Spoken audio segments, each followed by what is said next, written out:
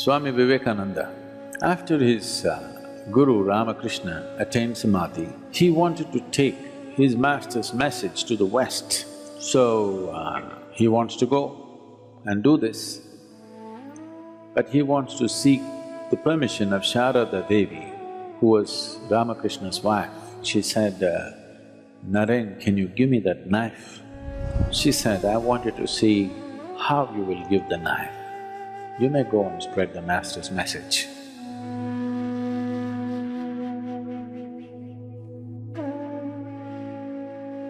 To be spiritual has always been also understood as to be gentle. And unfortunately, to be gentle has always been misunderstood and misinterpreted as to be soft or to be weak.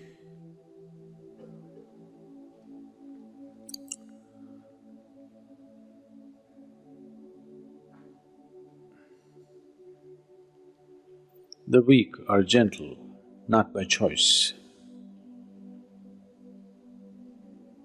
because they're incapable of making a strong imprint, they're gentle. Gentleness is of value only when it's by choice. You're capable of being violent, but you choose to be gentle. That's of great value. You're incapable of violence. Now you're gentle. That's not of any great value because that's coming from a certain incapability. Today somebody was asking me, Sadguru, why all the goddesses in India, always they have weapons in their hands?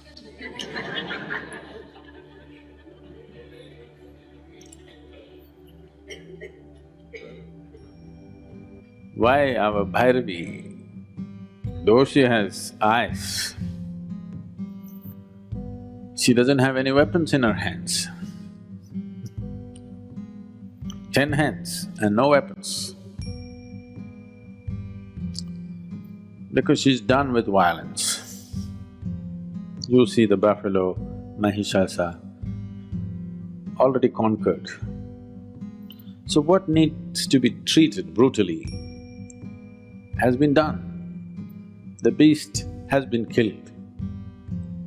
Now there is no need for weapons, so all hands free. So to bring yourself to this state, intense, not in a violent manner, intense, she's intense in victory, she's intense in energy, she's intense in her ecstasy. Her intensity is not violence, not that she's not capable of, it's just that she's done with it. In the evolution of one's action, if you look at the evolution of action, the initial part of the action will always be violent. As you become more expert with something, you will see the rough edges in your action goes away and it becomes smoother and smoother and there will be no violence in action. Even a swordsman who is an expert, only somebody who is new goes, ah, like this. An expert will just flick it and it's done. There's no violence in the action. So in the evolution of action, she's past that. Still intense, but in victory, energy and ecstasy, not in a violent manner.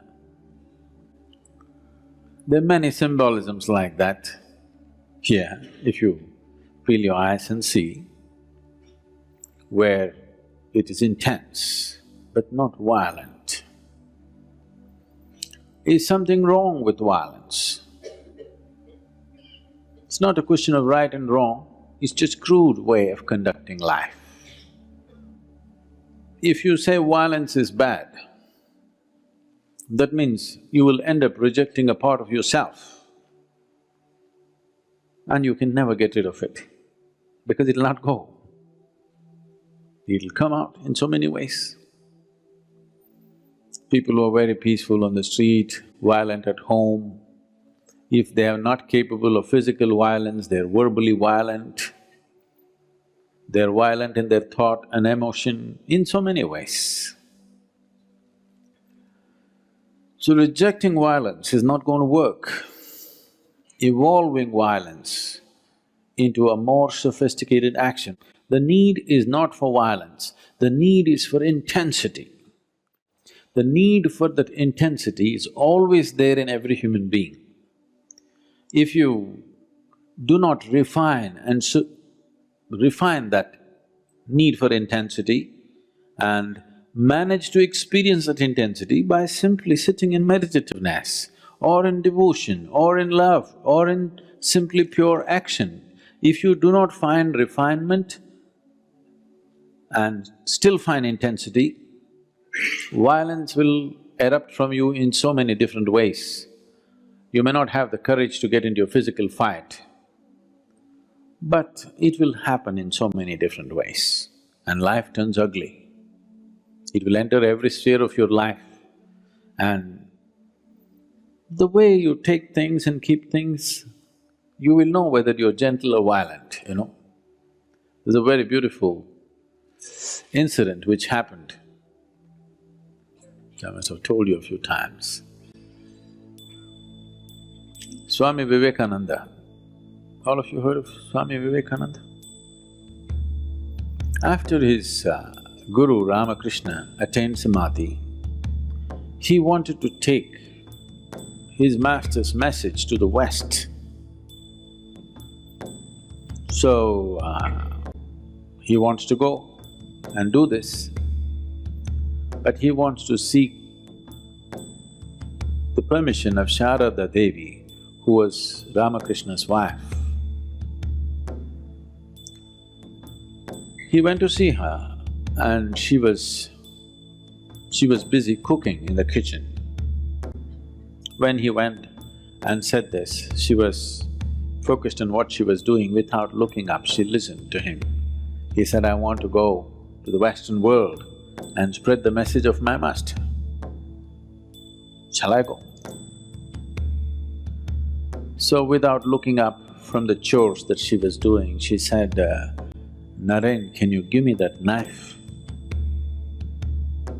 So he picked up the knife and gave it. He's a certain kind of person, so he gave it in a certain way. Not like that, he gave it in a certain way. She took the knife and kept it aside and she said, you may go. Then he noticed this and he said, why did you ask for the knife?